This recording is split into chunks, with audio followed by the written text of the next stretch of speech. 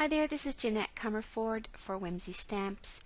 Today's video features a shaker card and a Copic coloration of this sweet image. This is one of the new images for June. It's called Summer Daisy, and I think it's absolutely adorable. Little girl running with her ribbons, and I decided to make it into a shaker card just for that added movement that the shaker components will bring to it. So the image was stamped on Neenah cardstock with tuxedo black ink from Memento, and I'm just starting to color the skin. I did switch up one of my markers in my skin combo. Usually I use the same combination, but I switched out the E11 for E02, and E02 is a much, I guess, brighter and there's less gray in that color. It's a fresher color. So I thought it would look really nice with this little girl. And because I used the E02, you're going to see I didn't add any cheek color. I really felt that that marker was sort of pink enough and bright enough that I didn't need to add anything for the cheeks. So it's always fun to try new combinations out. Doing a very light coloration, making sure everything is blended out really nicely. I like to work in small little areas so that the blending is much easier. Again, my light source is sort of hitting her from above and to the front. So bearing that in mind, that's where I'm adding my shadows.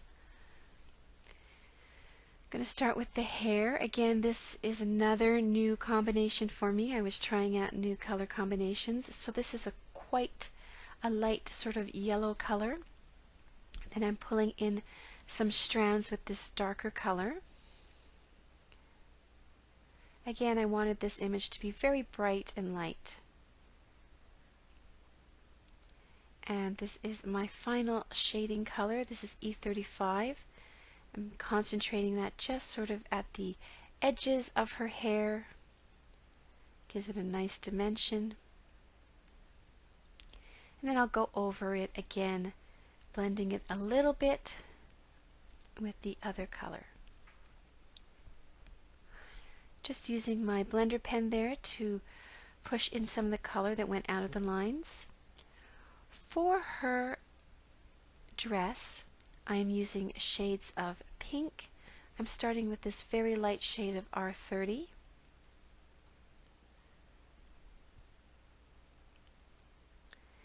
And then I will start adding the shading using shades of RV, so these red violet shades. And I'm basically just putting the darker sort of shadows where those folds are. I'm just following those lines that are there.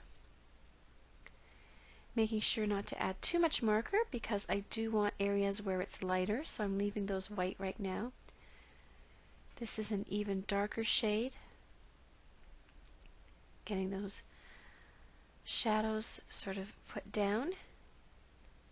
And then I will just work in reverse, blending out the color. Again with a light touch. Don't want to add too much marker.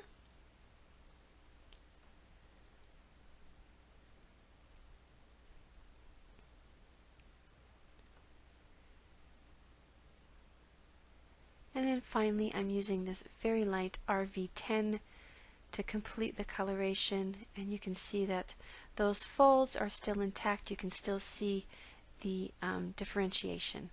Just going to go and do the same thing on the ribbons. I am just using the darker color right now. These are such fine lines. I can't use all those markers. So I'm just sort of using the darkest color, using my blender pen if I went out of the lines. For the grass, I just added a little bit of green marker. I'll have the marker color listed below. And to do the background, when I don't feel like masking the image, I love to reach for my Prismacolor pencils. So I'm just using this Prismacolor pencil to trace around the image.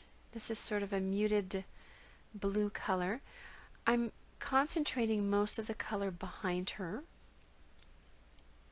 I'm sorry, it's a little bit out of frame. I tried to zoom the image so you could really see what I was doing, but sometimes I work out of frame when I do that. Now I'm just using this really large blending stump to blend out the marker, rather not the marker, but the pencil with Gamsol.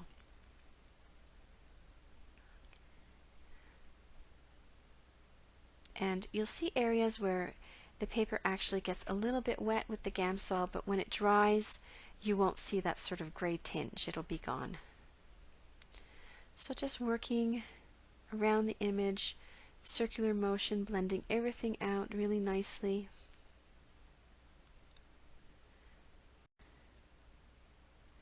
So now I'm going to share how I turn this into a shaker card. This is a piece of cardstock cut in half. I have some of the new pattern paper from Whimsy Stamps, some fun foam, and some stick-it paper. And I'll be using these rectangular dies to create the shaker card. So first I'm just going to score the cardstock in half, fold it down, and that forms my card base. Going to take the sheet of stick-it paper, and I cut down the stick-it paper and fun foam to a reasonable size to work with. So I'm just going to press that down on the fun foam, pull off this part of the release paper, and then I'm just going to press down really hard to make sure that the adhesive really sticks onto the fun foam. Now I'm going to pull off the second release paper, and you can see how sticky that is now. And I'm going to put the pattern paper right over top. Press it down, and I'll cut off the excess with a little knife here. So now I have the fun foam on the pattern paper. It's going to make it a lot easier to cut out the frame, making sure everything lines up really nicely. I'm going to use some post-it tape here so that once I get them exactly where I want them, I can put the post-it tape on and they won't move. So sometimes it takes me longer than other times.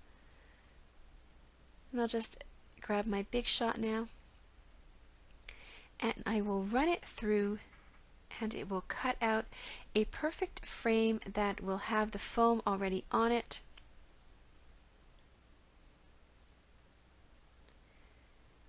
And I was really impressed with how nicely the fun foam cut. Wasn't sure if I was going to have to pass it several times, but it worked perfectly. So this piece I will put aside for use with another card, and here you can see my frame on the foam.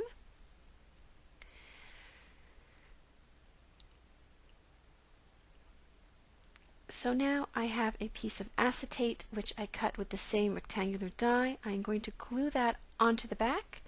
And then I cut another piece of fun foam with the dies, and I will glue that on top of the acetate. So it's like a double piece of foam with the acetate in the center. So that's the first part, and then I'm going to be putting the foam on the second part. So now I'm just lining up the image, trying to make sure where I want to put it. Going to add adhesive. So here you can see I have the two sort of sheets of foam with the acetate sandwiched in the middle. I'm going to take my little embossing buddy here, anti-static tool, and I will pour in some seed beads and then some sequins from Pretty Pink Posh. Add those in. And then I will put the image right over top, and then my shaker card is completed. You can see it here, how pretty it is, and I'm going to share with you how it looks and sounds when you shake it. So that's my shaker card completed. Thank you so much for watching. A full list of supplies and links can be found below this video on YouTube or on my blog.